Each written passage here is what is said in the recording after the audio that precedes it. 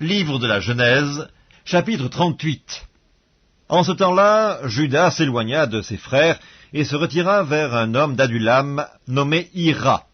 Là, Juda vit la fille d'un Cananéen nommé Shua. Il la prit pour femme et alla vers elle. Elle devint enceinte et enfanta un fils qu'elle appela Er.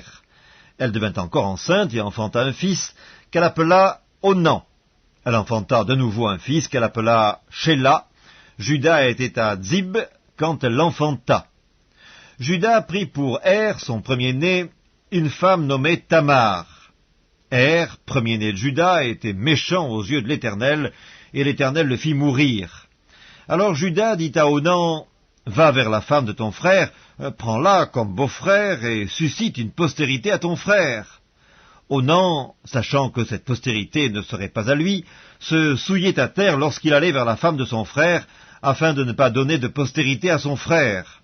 Ce qu'il faisait déplut à l'Éternel, qui le fit aussi mourir.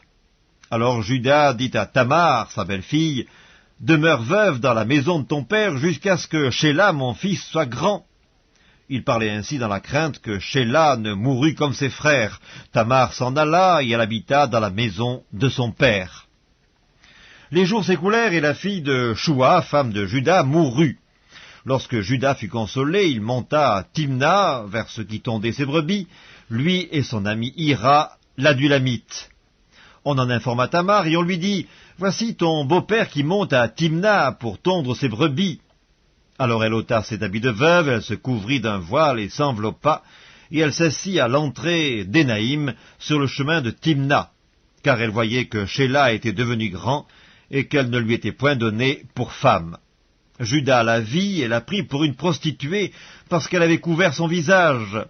Il l'aborda sur le chemin et lui dit, « Laisse-moi aller vers toi. » Car il ne connut pas que c'était sa belle-fille. Elle dit, « Que me donneras-tu pour venir vers moi ?»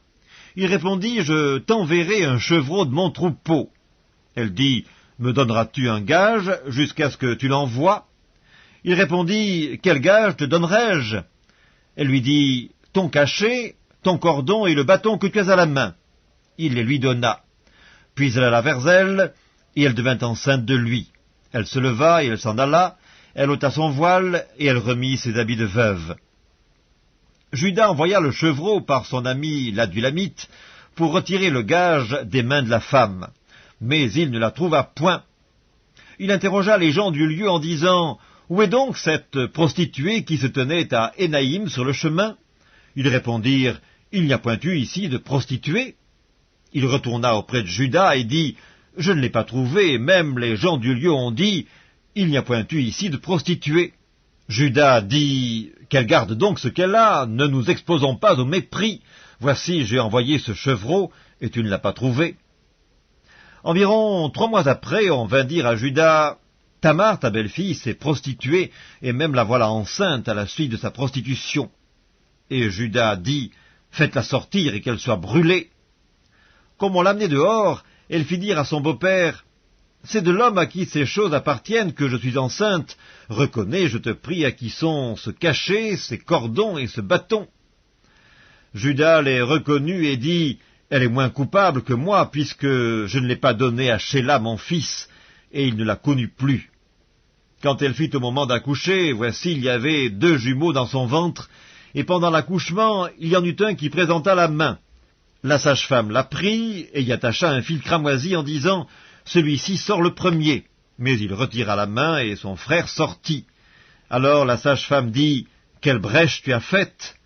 Et elle lui donna le nom de Péretz. Ensuite sortit son frère qui avait à la main le fil cramoisi, et on lui donna le nom de Zérak.